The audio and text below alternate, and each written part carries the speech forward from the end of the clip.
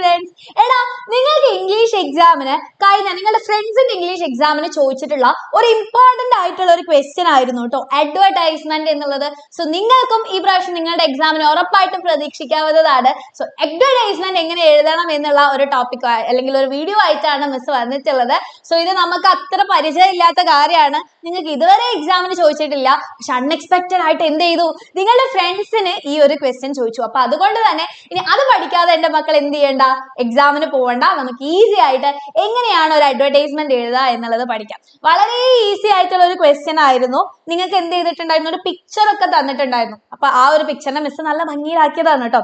ഒരു പിക്ചർ തന്നിട്ടുണ്ടായിരുന്നു, അവിടെ കണ്ടോ ഒരുപാട് ക്ലോത്ത്സ് ഒക്കെ സെൽ ചെയ്യുന്നുണ്ടായിരുന്നു. 50% ഡിസ്കൗണ്ട്, 50% ഓഫർ ഉണ്ടെന്ന് കൊടുത്തിട്ടുണ്ട്.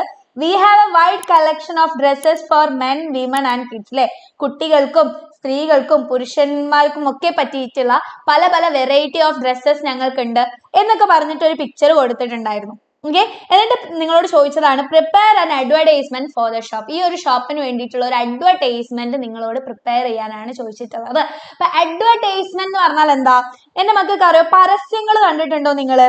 ഓക്കെ, നിങ്ങൾ ചിലപ്പോൾ ടി വിയിലൊക്കെ പരസ്യങ്ങൾ കണ്ടിട്ടുണ്ടാവും, നിങ്ങൾ പത്രങ്ങളിൽ പരസ്യങ്ങൾ കണ്ടിട്ടുണ്ടാവും. ഇല്ലെങ്കിൽ പോട്ടെ, നിങ്ങൾ ഇൻസ്റ്റഗ്രാം ഒക്കെ കാണുന്നുണ്ടാവും അല്ലെ, നിങ്ങൾ സോഷ്യൽ മീഡിയ ഒക്കെ പരിചയമുള്ള ആൾക്കാരാണ്, ഒന്നുമില്ലെങ്കിൽ അച്ഛനും അമ്മയൊക്കെ കാണുന്നത് കണ്ടിട്ടുണ്ടാവും. അതിൽ എന്തുണ്ടാവാറുണ്ട്, ഇതുപോലെയുള്ള പരസ്യങ്ങൾ ഉണ്ടാവാറുണ്ട്. സോ ഒരു പരസ്യമാണ് എന്റെ മക്കളോട് ഉണ്ടാക്കാൻ പറഞ്ഞിട്ടുള്ളത്. അപ്പൊ എന്തൊക്കെ കാര്യങ്ങളാണ് ഒരു അഡ്വർടൈസ്മെന്റ് ഉണ്ടാക്കുമ്പോൾ ശ്രദ്ധിക്കേണ്ടത്? കൃത്യമായിട്ട് ഒരു ലേ ഔട്ട് വരയ്ക്കണം. നമ്മൾ പോസ്റ്റർ ഒക്കെ എഴുതുന്നത് പോലെ തന്നെ കൃത്യമായിട്ട് എന്ത് ചെയ്യണം, ഗ്രീറ്റിംഗ് കാർഡും പോസ്റ്ററും നോട്ടീസും ഒക്കെ എഴുതുന്നത് പോലെ കൃത്യമായി ഒരു ബോക്സ് വരയ്ക്കാം. ബോക്സിന്റെ ഉള്ളിൽ വേണം നിങ്ങൾ എന്ത് ചെയ്യാൻ വേണ്ടിയിട്ട്, ആ ഒരു അഡ്വർടൈസ്മെന്റ് എഴുതാൻ വേണ്ടിയിട്ട്. പിന്നെ അഡ്വർടൈസ്മെന്റ് കുഞ്ഞു കുഞ്ഞു എന്ത് ചെയ്താൽ മതി, ഓരോ ലൈൻ സെന്റൻസ് വൈസ് എഴുതിയാൽ മതി. അത് മാത്രമല്ല ക്യാച്ചി ആയിരിക്കണം. എന്ന് വെച്ചാൽ അത് കാണുമ്പോൾ ആൾക്കാർക്ക് സാധനങ്ങൾ വാങ്ങാൻ വേണ്ടിയിട്ട് തോന്നണം. അത്രയും അട്രാക്റ്റീവ് ആയിട്ടുള്ള ലാംഗ്വേജിലായിരിക്കണം ആ ഒരു അഡ്വർടൈസ്മെന്റ് എഴുതേണ്ടത്. ആൻഡ് വളരെ ഇമ്പോർട്ടന്റ് ആയിട്ടുള്ള ഒരു കാര്യമാണ്, ഷോർട്ട് ആയിരിക്കണം. ഇപ്പൊ നമ്മുടെ നോട്ടീസിലെ ഇൻട്രൊഡക്ഷൻ അല്ലെങ്കിൽ നമ്മുടെ നോട്ടീസിലെ ബോഡി പാരഗ്രാഫ് ഒക്കെ കൊടുക്കുന്നത് പോലെ ഒരുപാട് വാരി വലിച്ച് എഴുതരുത്. അതിന് പകരം എന്തായിരിക്കണം, ഷോർട്ട് ആയിട്ടുള്ള സെന്റൻസുകളായിട്ട് വേണം എന്റെ മക്കൾ എഴുതാൻ വേണ്ടിയിട്ട്. അപ്പോഴല്ലേ ആൾക്കാർക്ക് ഈസി ആയിട്ട് വായിക്കാൻ പറ്റുക. ഒരു വലിയ പാരഗ്രാഫ് ഒക്കെ പോലെ വായിച്ചു കഴിഞ്ഞാൽ അല്ലെങ്കിൽ എഴുതി വെച്ച് കഴിഞ്ഞാൽ ആൾക്കാർക്ക് വായിക്കാൻ വളരെ ബുദ്ധിമുട്ടായിരിക്കും അല്ലെ. സോ അതുകൊണ്ട് തന്നെ എന്റെ മക്കൾ എന്ത് ചെയ്യണം, വളരെ ഷോർട്ട് സെന്റൻസുകളായിട്ട് അധികം വാരി വലിച്ച് എഴുതാതെ, എന്നാൽ ആ എഴുതുന്ന കാര്യം വളരെ അട്രാക്റ്റീവ് ആയിട്ട് ആൾക്കാർക്ക് അത് വായിക്കുമ്പോൾ അടിപൊളി, ഇത്രയും ഓഫർ ഉണ്ടോ, നല്ല സാധനങ്ങളാണല്ലോ, ഇത് വാങ്ങാം എന്ന് തോന്നിപ്പിക്കുന്ന തരത്തിലുള്ളതായിരിക്കണം നമ്മുടെ അഡ്വർടൈസ്മെന്റ്. പിന്നെ വളരെ ഇമോഷണൽ ലാംഗ്വേജ് ആയിരിക്കണം. ഇമോഷണൽ എന്ന് പറഞ്ഞാൽ അറിയാലോ, ഇപ്പൊ കിൻഡർ ജോയ് ഒക്കെ നിങ്ങൾ കാണുന്ന സമയത്ത്, ആ പരസ്യം കാണുന്ന സമയത്ത് നിങ്ങൾക്ക് അത് വാങ്ങാൻ വേണ്ടി നിങ്ങളെ കൊണ്ട് പ്രേരിപ്പിക്കുകയാണ് ചെയ്യുന്നത് അല്ലെ. അപ്പൊ നിങ്ങളെ കുട്ടികളുടെ ഇമോഷണൽ ലാംഗ്വേജ് അറിയുന്നത് കൊണ്ടാണ് ഗിഫ്റ്റ് കിട്ടും, അതിൻ്റെ ഉള്ളിൽ ടോയ്സ് ഉണ്ടാവും എന്നൊക്കെ പറയുമ്പോൾ നിങ്ങൾക്ക് വാങ്ങാൻ വേണ്ടിയിട്ട് അത് എന്താവാണ്, അത് അട്രാക്റ്റീവ് ആയിട്ട് മാറാണ് അല്ലേ. സോ അതുപോലെ അത് വാങ്ങാൻ വരുന്ന ആൾക്കാരെ അട്രാക്ട് ചെയ്യുന്ന രീതിയിൽ, അവരെ ഇമോഷണലി അവരെ അട്രാക്ട് ചെയ്യുന്ന രീതിയിൽ വേണം എന്ത് ചെയ്യാൻ വേണ്ടിയിട്ട്, അതിന്റെ ലാംഗ്വേജ് അല്ലെങ്കിൽ ഭാഷ എൻ്റെ മക്കൾ യൂസ് ചെയ്യാൻ വേണ്ടിയിട്ട്.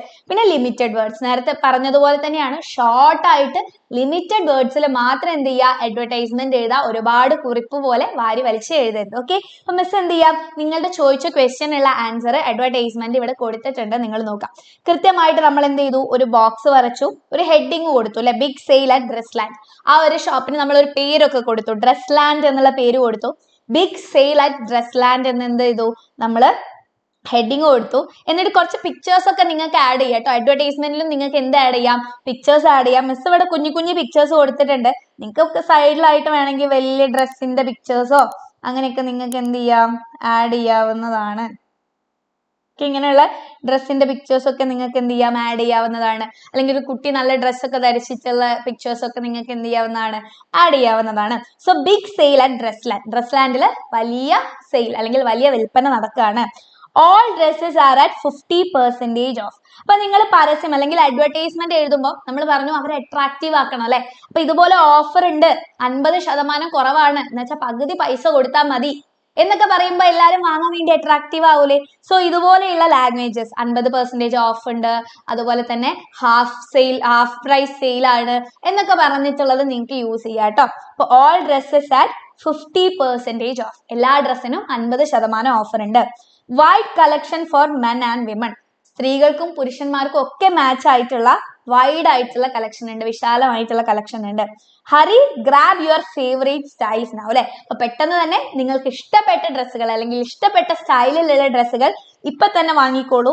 വിസിറ്റ് ഡ്രസ് ലാൻഡ് ടുഡേ അല്ലെ, ഇന്ന് തന്നെ ഡ്രസ് ലാൻഡ് വിസിറ്റ് ചെയ്യുക. സോ ഈ ഒരു രീതിയിൽ എന്ത് ചെയ്യാം, നിങ്ങൾക്ക് അഡ്വർടൈസ്മെന്റ് ഉണ്ടാക്കാം, കൃത്യമായ ബോക്സ് വരയ്ക്കാം, പിക്ചർ ഇൻക്ലൂഡ് ചെയ്യാം, ഹെഡിങ് കൊടുക്കുക, ആൻഡ് നല്ല ലാംഗ്വേജിൽ നമ്മുടെ ഓഡിയൻസ് അല്ലെങ്കിൽ വാങ്ങുന്ന ബയേഴ്സിനെ അട്രാക്ട് ചെയ്യുന്ന, അവരെ ആകർഷിതരാക്കുന്ന രീതിയിലുള്ള ലാംഗ്വേജും കൂടി യൂസ് ചെയ്ത് വളരെ ഷോർട്ട് ആവാൻ വേണ്ടി ശ്രമിക്കുക. ലിമിറ്റഡ് ലാംഗ്വേജിൽ ലിമിറ്റഡ് ലാംഗ്വേജ് അല്ല, ലിമിറ്റഡ് സെന്റൻസിൽ എഴുതി കഴിഞ്ഞാൽ എന്തായി, എന്റെ മക്കളുടെ ഈ ഒരു ക്വസ്റ്റ്യൻ ആൻസർ സെറ്റ്. സോ ഉറപ്പായിട്ടും ഇമ്പോർട്ടന്റ് ആണ് എക്സാമിന് ഈ ഒരു ക്വസ്റ്റ്യൻ എന്നുള്ളത്. വളരെ അൺഎക്സ്പെക്ടഡ് ആയിട്ട് ചോദിച്ചിട്ടുള്ള ഒരു ക്വസ്റ്റ്യൻ ആയിരുന്നു. സോ അഡ്വർടൈസ്മെന്റ് പഠിക്കാതെ ഇനി എന്റെ മക്കൾ ആരും എന്ത് ചെയ്യരുത്, എക്സാമിന് പോകരുത്.